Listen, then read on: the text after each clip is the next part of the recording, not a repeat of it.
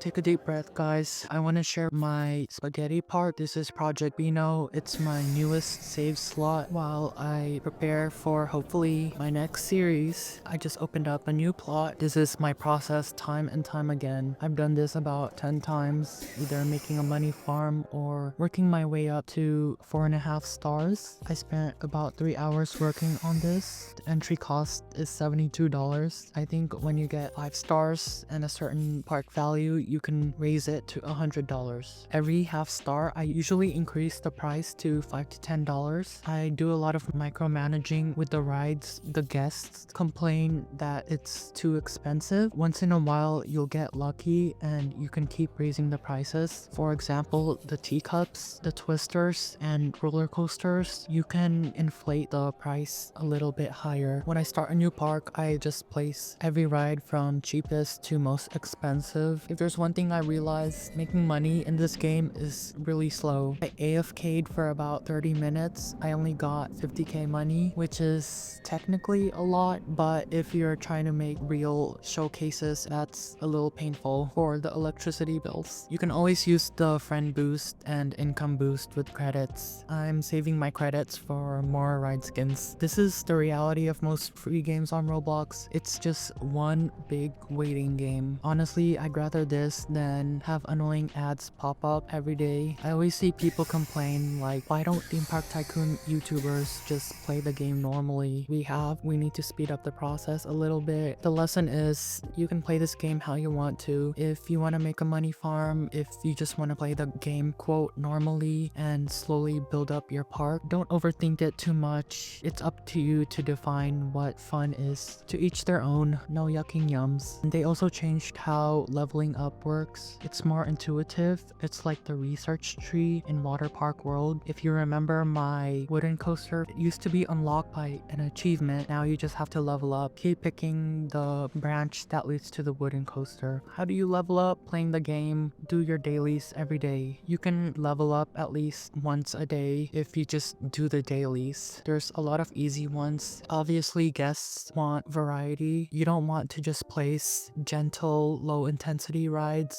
People want the high intensity ones too. You don't have to go crazy with the trash cans. You only need them every 8 to 10 paths. If you know the hack, you can just place another set of paths underground. It'll cover the ugly trash can designs. This is probably the first and last time I'll explain my money making process and starting a new park. Just in case you're wondering, how do I have so much money for my parks? Well, I've unlocked everything. I've played the game slowly and done some AFKing. Just place mumbo jumbo and you will be fine. Having disabled collisions and using all the blueprints help as well because they're like extra decorations and stats. Moral of the story, everything takes time. Don't rush through it. It's a long journey. Be grateful because this is a free game. If you really want a full sandbox game, just go buy the big theme park games on Steam. But I'm gonna stick to this game because it's Roblox. I love the blocky aesthetic. Do what you need to do to bring you happiness. Don't let people ruin it for you. Be yourself. Figure out what inspires you and makes you have fun. Focus on a little bit of goals every day, like reaching 4 stars or starting a new layout. Let's get to the heavy stuff.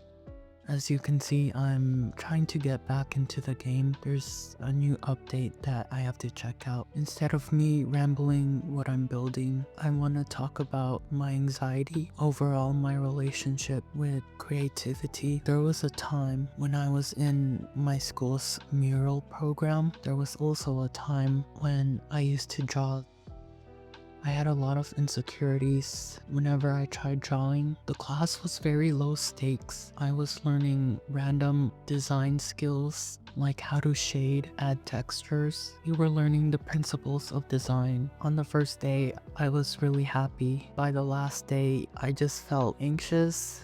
You have to present your project, your final drawing. Your task was to use symbols. Since I was a beginner, I took that prompt literally. It was a generic background of a sky and trees, just your typical Bob Ross nature stuff. When people started presenting, they were showing these really intricate art pieces that showcased their styles. that had multi-dimensional shapes. That was not my skill level. I was really nervous when I was presenting my art piece. All of the experts who were all my age, they were looking. That whole class kind of shocked me. Even to this day, I don't even know how to draw. I took that class because I wanted to try something new and because I'm creative. I still don't know how to do motion. I don't know how to visualize the proportions. I tried to remind myself that I was having fun. I was comparing my things to other people's. Like, I need to fix this, I need to fit in, and then I looked at all of the things I've made and started deleting them. It was a really destructive cycle of feeling really little. My creations had no value.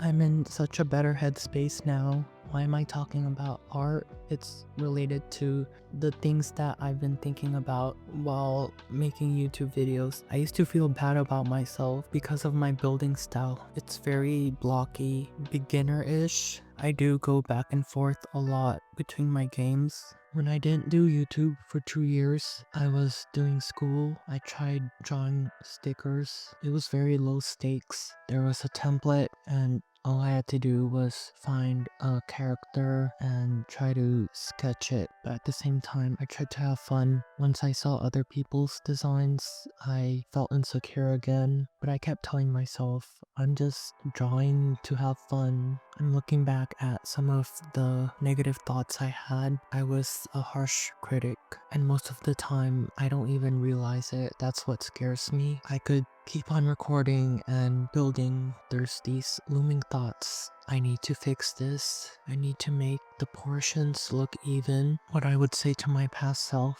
you've progressed so far. You've picked up a new skill. I would tell him to just keep doing it, but for yourself, the imperfection of it all is what makes the art piece look good. They're supposed to be made with mistakes. You got this. For example, my pizza place house. None of the furniture perfectly matches each other. It's just in my head. Sometimes the problem is that I don't even start. I just stay stuck. I keep waiting for the perfect moment. The truth is, I just need to start. Place whatever block that comes to mind. When I look back at my 2019 videos, that's how my ideas came to life.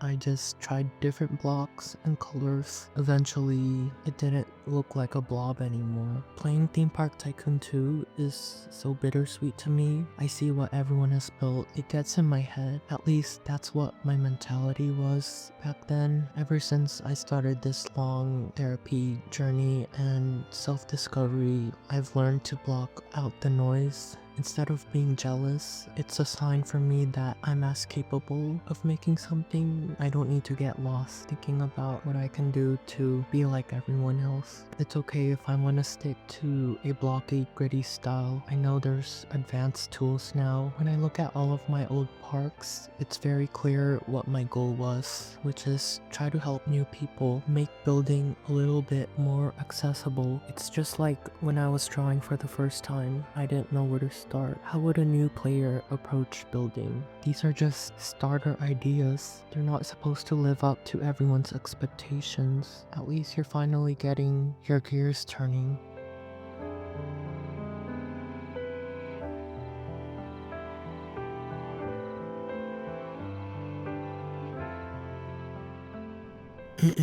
That was heavy. Take a deep breath, guys.